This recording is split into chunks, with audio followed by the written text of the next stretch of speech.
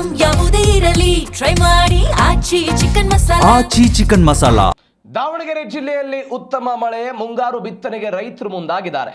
ಜಿಲ್ಲೆಯ ಎಲ್ಲಾ ತಾಲೂಕುಗಳಲ್ಲಿ ಬಿತ್ತನೆ ಕಾರ್ಯ ಶುರುವಾಗಿದೆ. ಮೆಕ್ಕೆಜೋಳ ಸೇರಿದಂತೆ ಇತರೆ ಬೆಳೆ ಬಿತ್ತನೆ ಕಾರ್ಯ ದೃಶ್ಯದಲ್ಲಿ ನೀವೆಲ್ಲ ಗಮನಿಸ್ತಾ ಇದ್ದೀರಿ.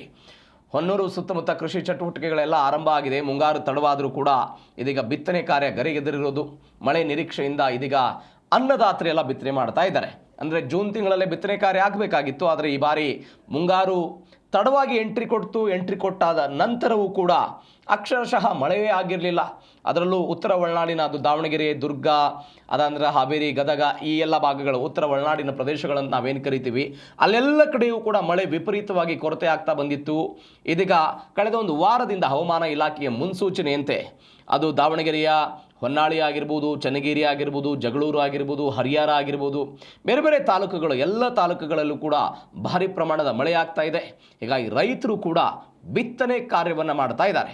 ತಡವಾದರೂ ಕೂಡ ಇದೀಗ ರೈತರು ಒಂದು ಆಶಾಭಾವನೆಯಿಂದ ಮುಂದಾದರೂ ಕೂಡ ಒಂದು ಚೆನ್ನಾಗಿ ಮಳೆ ಬರಬಹುದು ಎನ್ನುವಂಥ ಆಲೋಚನೆಯ ಭಾಗವಾಗಿ ಬಿತ್ತನೆಯ ಕಾರ್ಯ ಸಾಂಗವಾಗಿ ನಡೀತಾ ಇರೋದನ್ನು ನೋಡ್ತಾ ಇದ್ದೀರಿ.